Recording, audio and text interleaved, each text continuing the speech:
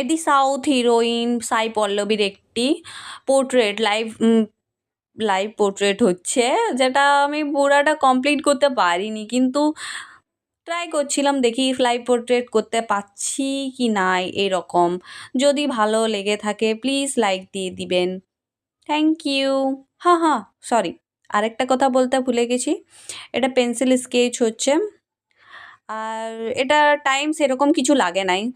আমার কি বলবো, আমি কোনো বুঝতে পারছি না। যদি ভালো লেগে থাকে প্লিজ লাইক দিয়ে দিবেন।